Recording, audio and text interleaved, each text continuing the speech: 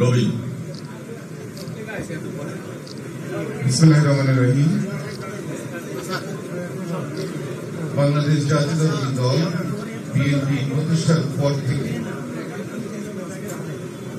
ঢাকা মহানগর বিএনপি যারা ভিত্তিপ্রস্তর করেছিলেন তাদের মধ্যে অন্যতম বৃহত্তর ঢাকা মহানগর বিএনপির সাবেক সফল সভাপতি, সাবেক মেয়র, সাবেক মন্ত্রী, বিএনপির কেন্দ্রীয় নির্বাহী কমিটির সাবেক ভাইস চেয়ারম্যান, বীর মুক্তিযোদ্ধা মরহুম সাদিক হোসেন খোকার ষষ্ঠ মৃত্যুবার্ষিকী উপলক্ষে আজকের এই ঢাকা মহানগর দক্ষিণের আলোচনা সভা এবং দোয়া মাহফিলে আজকের প্রধান অতিথি আমাদের অভিভাবক, বৃহত্তর ঢাকা মহানগর বিএনপির সাবেক সফল আহ্বায়ক, সাবেক মন্ত্রী, সাবেক মেয়র, বাংলাদেশ জাতীয়তাবাদী দল বিএনপির স্থায়ী কমিটির সম্মানিত সদস্য, সংগ্রামী জননেতা জনাব মির্জা আব্বাস, আমাদের মাঝে উপস্থিত আছেন বিএনপির চেয়ারপারসন দেশনেত্রী বেগম খালেদা জিয়ার উপদেষ্টা মন্ডলীর অন্যতম সদস্য, বৃহত্তর ঢাকা মহানগর বিএনপির সাবেক সফল সাধারণ সম্পাদক এবং ঢাকা মহানগর দক্ষিণ বিএনপির সাবেক সফল আহ্বায়ক, বীর মুক্তিযোদ্ধা জনাব আব্দুল সালাম, আমাদের মাঝে উপস্থিত বিএনপির আন্তর্জাতিক বিষয়ক কমিটির অন্যতম সদস্য, ঢাকা মহানগর দক্ষিণ বিএনপির জ্যেষ্ঠ সদস্য, আমার সহযোদ্ধা সহকর্মী প্রিয় ভাই ইঞ্জিনিয়ার ইশরাক হোসেন, আমাদের মাঝে উপস্থিত ঢাকা মহানগর দক্ষিণ যুব দলের সাবেক সফল সভাপতি, বিএনপির কেন্দ্রীয় নির্বাহী কমিটির সম্মানিত সদস্য জনাব হামিদুর রহমান হামিদ, উপস্থিত ঢাকা মহানগর দক্ষিণ বিএনপির সংগ্রামী যুগ্ম আহ্বায়কবৃন্দ, সদস্যবৃন্দ এবং বিভিন্ন থানা এবং ওয়ার্ড থেকে আগত নেতৃবৃন্দ, আমার মাঝে উপস্থিত সংবাদ মাধ্যম কর্মীর ভাই বোনেরা, আসসালামু আলাইকুম। আপনাদেরকে ধন্যবাদ জানাই, আপনারা আমাদেরকে সহযোগিতা করেছেন, আজকে এখানে উপস্থিত হয়েছেন।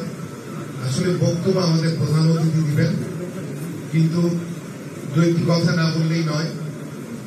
আমরা আজকে যারা ঢাকা মহানগর দক্ষিণ বিএনপির নেতৃত্ব দিচ্ছি বা এখানে আমরা কাজ করার সুযোগ পেয়েছি, এর মধ্যে অন্যতম যারা আমাদেরকে সুযোগ করে দিয়েছিলেন কাজ করার, তার মধ্যে মরহুম সাদিক হোসেন খোকার সাহেব, আমাদের মাঝে আমাদের অভিভাবক বসে আছেন দুজন এখানে, যারা এই ধীরে ধীরে আমাদের ঢাকা মহানগর বিএনপিকে ঢেলে সাজিয়েছেন।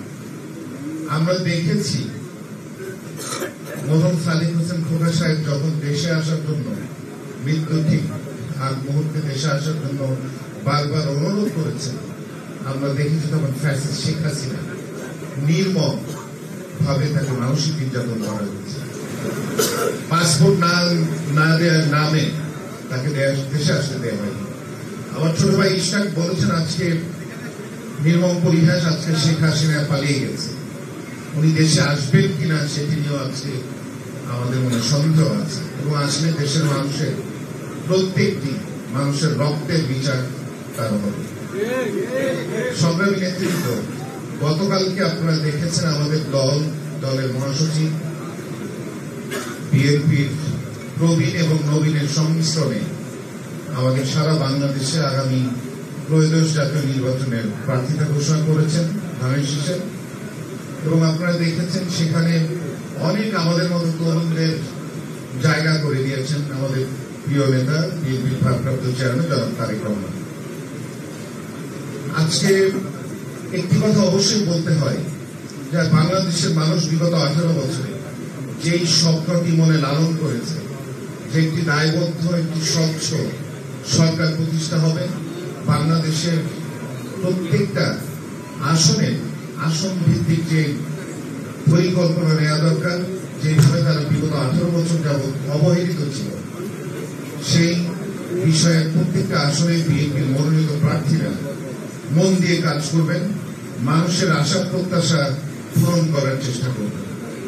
আমাদের মাঝে অভিভাবক আছেন, আমাদের ঢাকা 8 থেকে যিনি বারবার নির্বাচিত হয়েছেন, মেয়র হয়েছেন, মন্ত্রী হয়েছেন, আমাদের অভিভাবক জনাব মির্জা আব্বাস, এবং আমাদের মাঝে উপস্থিত ঢাকা 6 থেকে বিএনপির মনোনীত প্রার্থী আমার ছোট ভাই জনাব ইশরাক হোসেন।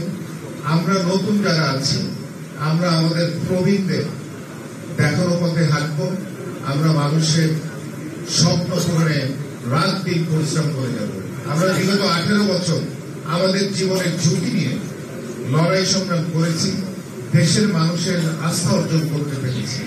তাই আমরা আজকে বলতে চাই, বিএনপির ভারপ্রাপ্ত চেয়ারম্যান জনাব তারেক রহমানের নেতৃত্বে আগামী বাংলাদেশে নতুন করে যে বাংলাদেশ বিনির্মাণের স্বপ্ন, যে সংকল্প বিএনপি দেখিয়েছে, বিএনপি কথা বলছে, সেটি পূরণে আমরা দায়বদ্ধ থাকব এবং আমরা সেটি পূরণে রাত দিন পরিশ্রম করে দেব।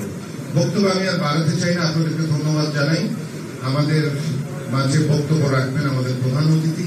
আমি আবারও আপনাদেরকে শুভেচ্ছা জানিয়ে এবং আমাদের প্রিয় নেতা, আমাদের অভিভাবক মরহুম জনাব সাদিক হোসেন খোকন আত্মার মাগফিরাত কামনা করি। মহান আল্লাহ পাক রব্বুল আলামিন যাতে জান্নাতবাসী করেন এবং তার পরিবারের যাতে সবাইকে আল্লাহ পাক ভালো রাখেন, এই ব্যাপারে আমার বক্তব্য শেষ।